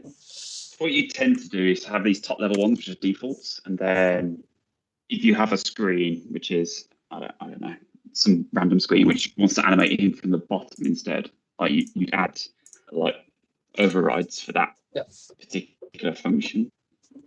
So I don't know why adding the transitions made it work again, but it did. Yeah, now we have the side-by-side animation in the bottom now, which I guess wasn't intended. No. Can you show it again? Sure. I don't think you can actually see it well in a screen share. Yeah, I mean, from your side, is it bad? No, it's okay. It seems to work the way it's supposed to. So with a fade and translate, well, fade and slide. So that seems okay to me. But the problem is you shouldn't be doing it here. You should be doing it when I click preferences, right, Chris? Yeah, agree. What happens when you click preferences? This. Jesus, okay. Yeah. Yeah, I was like, no, don't click. Why did you ask, Ivan? Don't click, bam. So I think the issue is that we're calling navigate on the wrong controller. That might be. It's a name that is wrong or something? No. Yeah, it's using the wrong controller. Because this one is taking the parent nav controller, but it should use this one, I guess, instead. Okay, fair enough. Yeah, it should, yeah. Because the setting screen used to be at a higher level. Okay, so you can actually remove that. I ran it before removing the parameter, just to see if it worked. But yeah. Click. Okay. Oof. Yeah, that's fine. Well, it's not fine really. The double toolbar, you mean? No, the problem is that it's showing the preferences as if it were one of the bottom nav pages, right? Yeah. And that's why we had we were using the top one. Yeah, because we want to replace the whole thing. It's not level 1 anymore. Yeah. But again, it's not entirely unlikely that there's a better way to do it that doesn't. Yeah, but I'm also wondering what where we need to get Ian saying before. This is not like an uncommon scenario, right? I mean, either you navigate like this, or I mean, even if you have a drawer, that's basically the same thing, right? There is navigation in the drawer and there is navigation in the top bar. So it is a legit scenario. So either we are, I guess, holding it wrong, like seriously holding it wrong. Probably yes. I mean, we actually had this conversation last week in the DevRel team.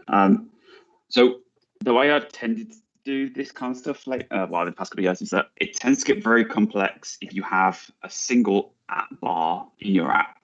So like this here, you have a single scaffold, and that has the top app bar, and then that top app bar has to respond to whatever screen is displayed underneath. It just gets super complex. So the way I tended to do it over the past whatever year, same with Views and Compose, is that each screen has its own app bar. So at the top, there might be a scaffold that holds the bottom nav, but that's what it does. And then underneath each of those screens, so preferences and whatever, active notifications, that kind of stuff, each of those has their own top app bar because they tend to be very specific to each screen. Yeah, that's the way. But wouldn't that, for example, if because preferences has its own up bar, but even if I got rid of this up bar here and I put it in this composable for this tab here, if I click preferences, I would still see the bottom nav bar, right? Yeah, so bottom nav you still want, I'd say, at the top level, because that's top level navigation. But similar to draw. Wouldn't it be weird showing the bottom nav bar when the screen is not in the bottom nav bar? Because in this case, for example, sure, I can have the settings as a third screen here, and that would it would solve all the problems. But I'm wondering, in the case of where you just want the entirely separate settings screen, how would that work? You'd go back to what you had before, which is move it to a higher level, but then the transitions.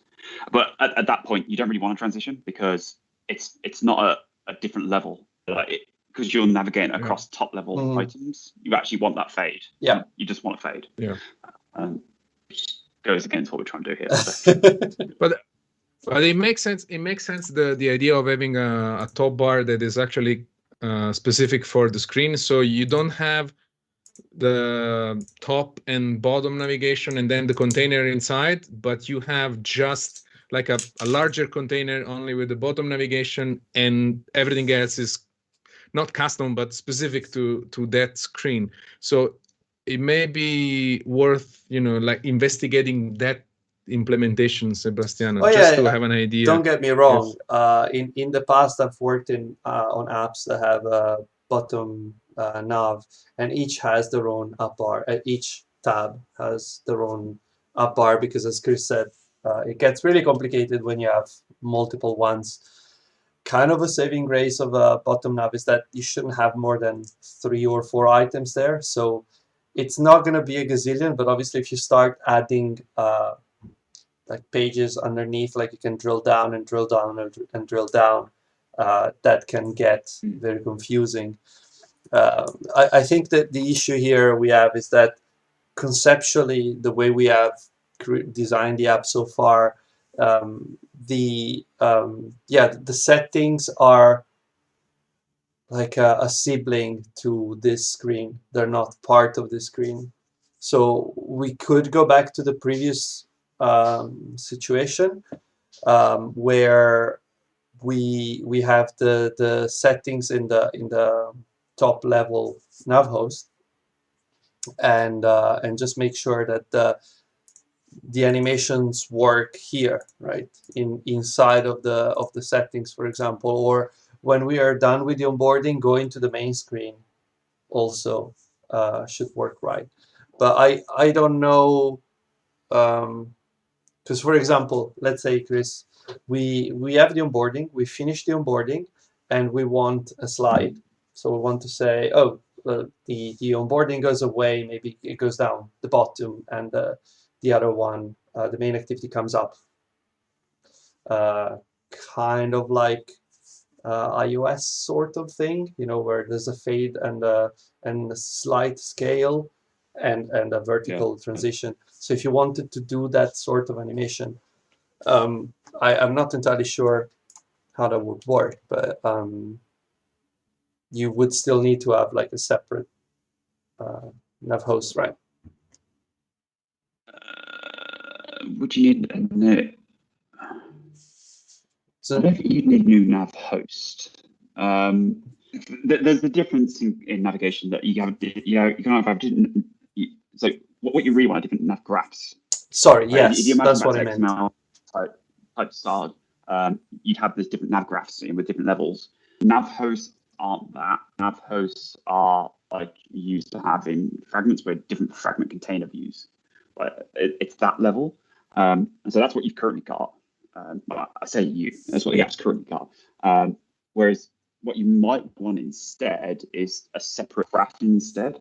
And the way you can do that is via the navigation function. So here we have a nav host, right? And then we can use the navigation function, if I remember right. I'm trying to think. Yep. That work? Yeah, that was the see any right one. imports, Yeah, so yeah, it's fine. Okay, I can't see anything. Yeah, I imported it. I hope I imported the right one. I'm not sure. Maybe. It's in Accompanist navigation animation, so it should be the right one. Okay.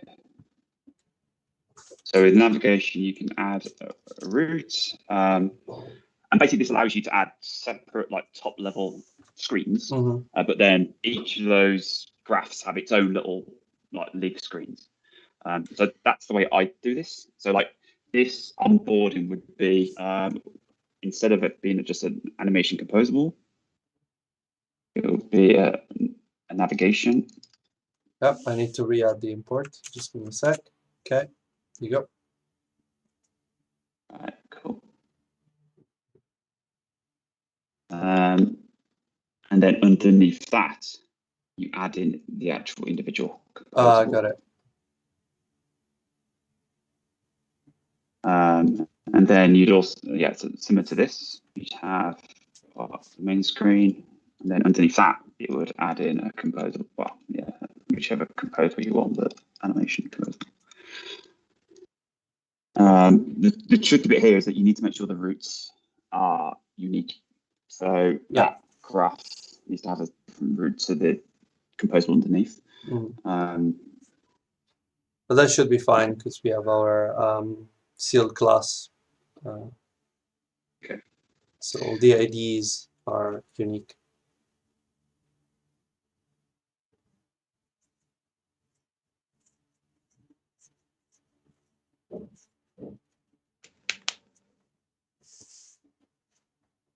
And then in each graph, you also need to tell it what the start destination is. Start destination, and that's the root. So that's the root of whatever and composable, any of these. So that it should load the file. So yeah, with this, well, whatever this turns into, and it's unique. So yeah, similar to this.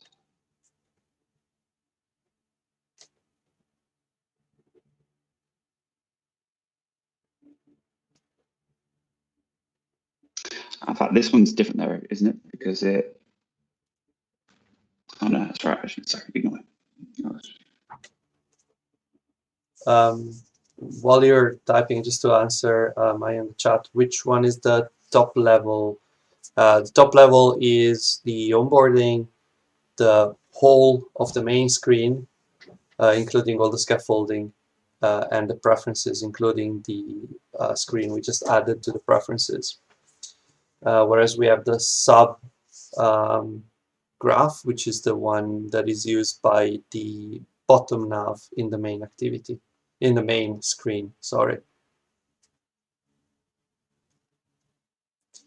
But Chris, do you need to create a separate graph for each screen, or is that only needed when a screen has a sub navigation graph? Like if it's only when it has a subgraph. It gets easier. Like I find it easier to like try and work it out. So if we think back to this code, these transitions that I created for TV, the way it knows whether to do a fade or not fade got it. is whether it's the same graph. Got it. I mean, I haven't asked it whether this is the intended way of doing stuff, but it's worked for me, and it just allows you to segregate the individual destinations. I don't know, mentally, I think it's easier to kind of, I don't know, comprehend maybe. I wish we had the navigation editor, like from XML, like to actually visualize it as a tree. So much easier. Like at the moment, it's just abstract code and just trying to visualize it. So I hope they bring that back at some point. But yeah, hopefully this is now in a slightly easier way to understand. I mean, I don't know, maybe. Yeah, so essentially the TLDR is just in case, just put every screen in a navigation, so you have a sub-navigation graph and your transition checks work. So you might want to have different transitions depending if you're moving between screens or within a screen. And yeah, that sounds reasonable. Let's see if this works. By the way, Ivan, do you want to try and do the giveaway? Because it's Yes, we are approaching the end of the episode. So at this point, we are gonna try. I'm gonna just type the keyword in the chat, and today is gonna be basil. Okay, so I'm gonna run the break, and for about 1 minute, couple of minutes, you have your chances to type basil in the chat to be eligible to win the license and the sticker. So good luck to everybody. Go for it. So in the meantime, it crashed. But Chris, you are terrible. But as long as you don't say barbecue sauce, it's okay. Two of my favorite things. Yeah, but not on pizza. It's like I'm not going to say. I like bacon. I like watermelon, but I wouldn't put one on top of the other. Right? That sounds great. So yeah, it's complaining that the onboarding cannot have the same route as the graph. So I guess that what we need to do is we need to create a separate destination, a separate route for the top level graphs. So for example, we might have we need to do the same thing here as like object on boarding screen, maybe call it route onboarding. We are back. So welcome back. Welcome back. Go for it. Go for it. Keep going. Boarding. Maybe we can rename the top ones to onboarding graph, just to differentiate them. Not the UI tests. Oh yeah, by the way, UI tests are gonna go red. Oh well. It's not like we run them on the CI right now. Jose back on to fix them. Sorry? Get Jose back on to fix them. Yeah, but Jose told me that you're very good at setting up the CI for stuff. So if you want to come back and help us with that, I have no fucking clue to do it. Sure. So I'm just roll it, and let's see. Bam, Maya, you got it. Congratulations. Congrats, Maya. So congrats, Maya. I'm gonna just get in touch with you over Twitch, and we can arrange the shipping. and we are gonna give you the license sooner. So you're just gonna wait for the sticker. Don't worry. Congratulations again. Thank you everybody. Thank you everybody. So we are gonna be doing this for as long as we have license and stickers. So keep joining us, because well, it's cool. At some point we are also gonna give t-shirts and stuff. So I just got distracted at the moment. Where are we? Is this thing working? In process of. That's fixing it.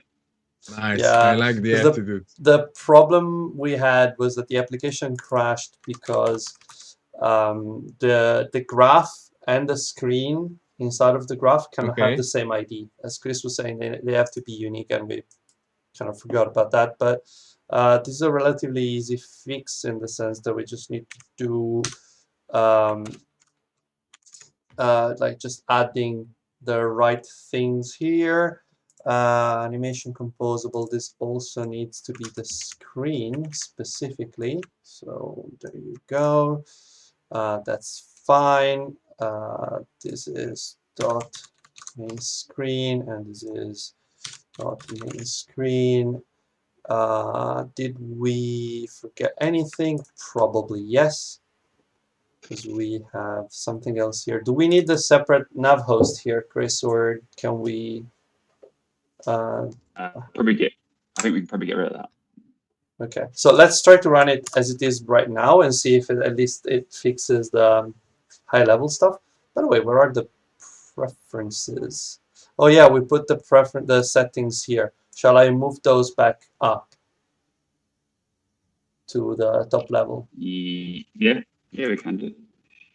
So I can do this, and I guess this also needs to be inside of a navigation entry. Yeah, I mean, it makes sense, right? Because it's so for you've got consistency. settings and then you've got a subscreen underneath. Yeah.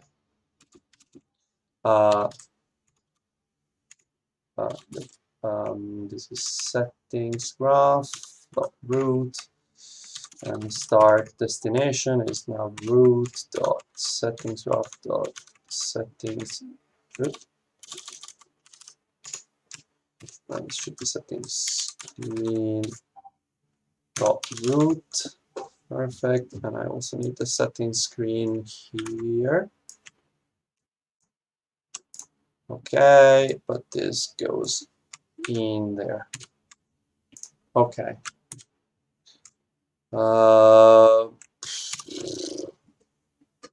Let's see. Does it work? Yeah. Does it blow up? So far, so good. It still does the slide animation. We'll look into it in a second.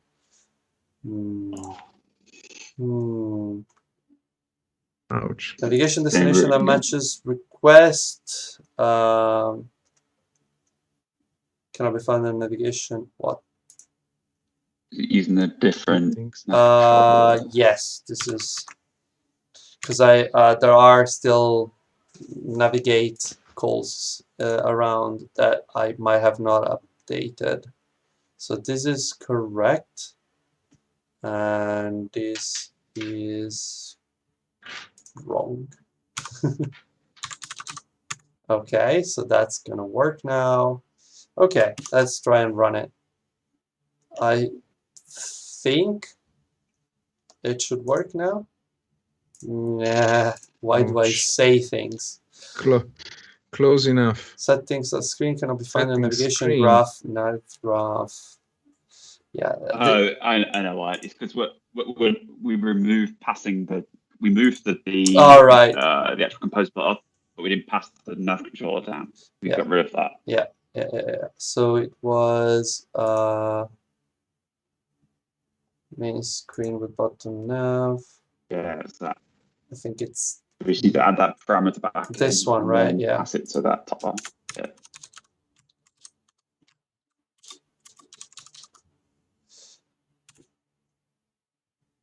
And this is not nav host, parent nav controller. nav controller, and this is parent nav controller. Okay. I mean, you could also just add a lambda instead. It's up to you. Yeah, I could also do that. Probably makes more sense. Okay, so let's do that. Introduce parameter on settings. Click. Mark really likes this. Okay. It's the beer. Yes, clearly the beer. Okay, let's try again, and let's see if it works now. Yes, it does. It's cross-fading nice. though, instead of Alright. sliding things. Hmm. But it is sliding them here, so it's the opposite of what we would expect. Well, I mean, it's a start. Yeah, we just need to negate the Boolean that controls them, right? Yeah. Fixed. Yeah.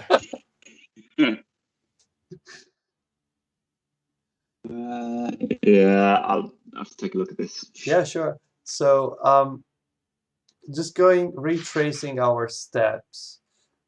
We have the main screen here,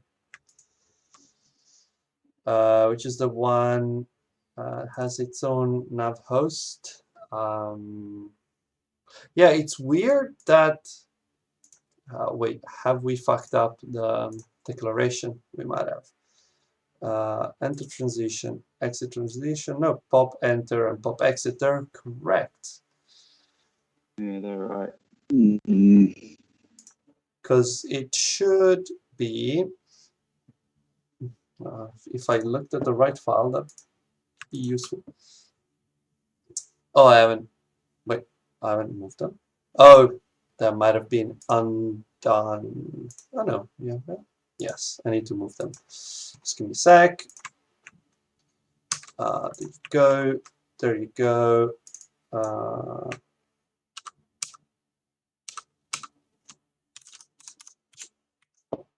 Okay, well, this can actually be private, I think. Okay, and I need to import. I didn't want to do that. That up. Import. Nope, nope, nope, nope, nope, nope. I said no. Fucking hell. Import. Import. Okay, I don't even need to click enter. It just does it. But good enough. Okay, so it looks like the first problem we have is that this doesn't have the transitions defined. So that's why that's not animating. Yeah. At which point I guess it makes sense to create our own overload here of the animated nav host. So internal fun animate. Do we want that? Do we want that separate nav host still? I don't think we actually need it. That's a good point. Because the rated actually, so I don't think we actually need that. Probably don't. So I think we can. So just. I think we can move those transitions up. Yeah, I'll move these ones, and we probably don't need this anymore, right? No. But we need to still define the destinations.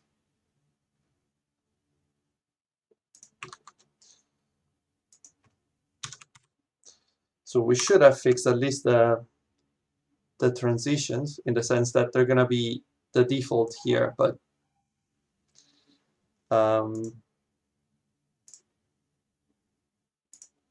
yep, okay.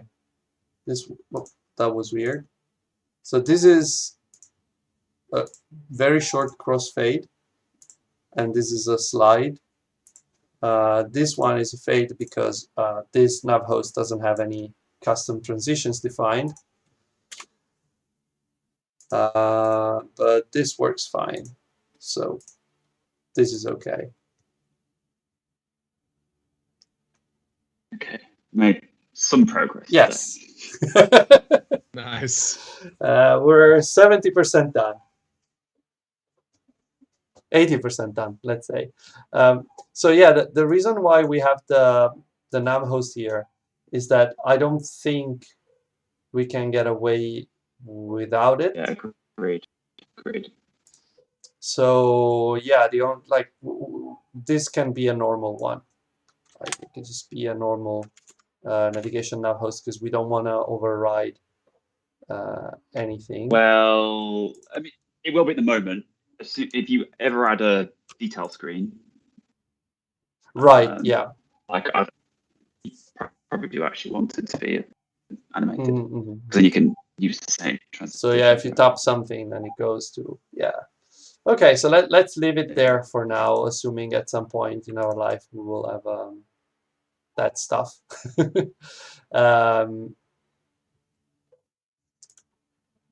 So yeah, I think this is okay.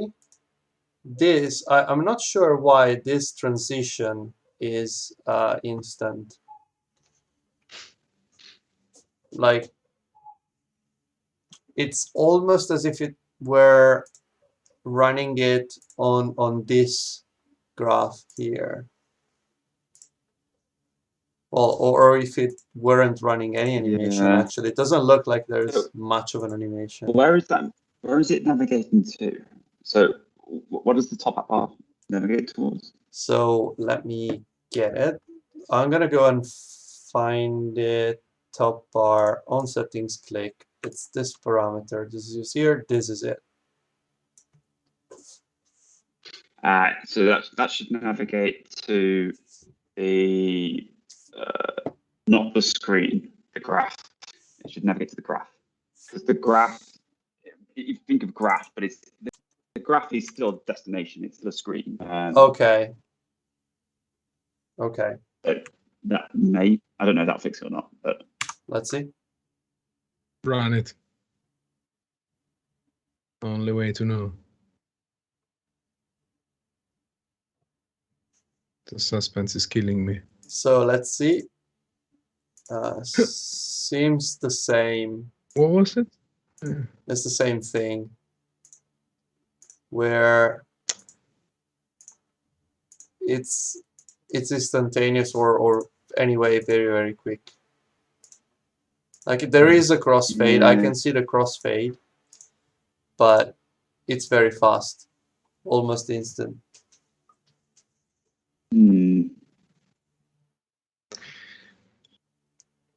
This is like a showcase app for all the glitches for this stuff. Yeah, I don't know. I mean, next time luck. they ask me, oh, can you provide a repro with a, yeah, here you go. I have it also on Twitch if you want. You joke, but that's what I've done when I filed bugs that we have found so far. It's like, yep, that's the code, that's the commit. Here's the video of what happened and what we tried. Yeah, there is a clip on Twitch that shows. I don't have a GIF for that. I have a clip on Twitch.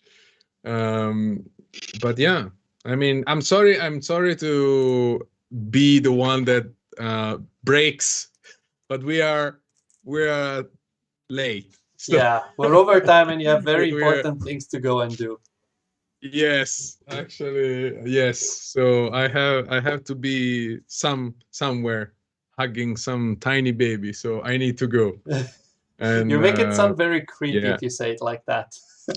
Well, actually, now that you mention it, it sounded way better in my mind. So just to clear it out, I had a baby, and because of COVID, I only have a 2-hour window to actually be with the baby and the mother for a few days.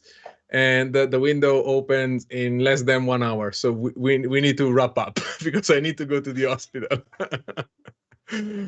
So yeah, so that happened. I'm a father. I'm still trying to get my head around it. So it's very small. It's very tiny, super tiny, and thanks. And I'm very happy. We are very happy. He's healthy. The mother is happy and he's healthy. So everything is good. So good things happen. So this is good. Even with the shitstorm that COVID is, so we can do it. We can get out of this. So first of all, get vaccinated. So probably, you know, the next father doesn't need to go through what I'm going through. So get the vaccine, and yeah, super happy. Thank you for the love. Okay. So how do we want to do this? Do you want to come back, Chris? Yeah. What do you want? Pull requests are open. I mean, you can even fix it in your spare time and just submit the code. I mean, I'd be happy to understand what's going wrong if you manage to figure it out, obviously. But if you want to come back, we're always happy to have you. Yeah, I'd love to. Okay, so you have some time to try and understand what's going on. If there's a better way to do it, I don't know. Maybe we can try and try to get Ian as well and see if the combined brain trust can actually make it. It sounds like there's it's a twofold problem. It's not just the animations. It's a more complex issue. I took the liberty to actually poke him on Twitter, so you can even push more on the tweet if you want. So let's make it happen. Okay, let's wrap it up. I will switch back to our lovely faces so we can say bye to people. And well, Ivan, come on. Daddy Ivan. Can we call you Daddy Ivan? Daddy, this is not sounds creepy, but I get the point. And but yeah, this is crazy. It's crazy. So, but you know, good. Chris, thank you again for being with us with all the technical issue. It was great that you actually managed to switch and things, and so work out things on the fly. We love this attitude. We learned a lot. I love that we are getting there with animations and navigations, and that we are solving the real issues, because this is what we do. So it's a great tool that we need it. So that's great. Yeah, Seb, thank you as usual Chris a lot Bain's for driven the development. pain of hosting everything. Chris Bain. Thank you. I want to thank everyone that joined us today, as usual, both on Twitch and on YouTube. By the way, Ivan, I think you want to remind everyone about the YouTube stuff. Yes, the YouTube stuff. We will have VODs in a couple of days as usual. We appreciate your support. Please watch the videos, like the videos, click on the subscribe button, smash the subscribe button so Mark is happy. And thumbs up, also ring the bell. I mean, I'm doing the full-fledged YouTuber kind of sales pitch. But jokes aside, it's important for us. So these VODs are going to be available on Twitch as well. We are probably going to be experimenting in the next few weeks. We're still deciding details, but for now, VOD is going to be available right away after the live ends, and on YouTube in a couple of days as usual. We love, thank you for the support. We love you. Subscribe if you have Amazon Prime. I have a baby, so the subscription, we need the money. I'm buying a house. You're having a baby. I mean, yeah, I mean, we need cash. Plus, I mean, too bad we spend all the money cash on swag that we give away, so we're terrible at business. Yeah. Yeah, the return of investment of this project is way negative, but okay. Jokes aside, thank you for the support, and see you on Wednesday, I guess, right? Yeah, with Doris. It's gonna be fun. Animate all the things. Bye. Ciao. Have a good one. Bye.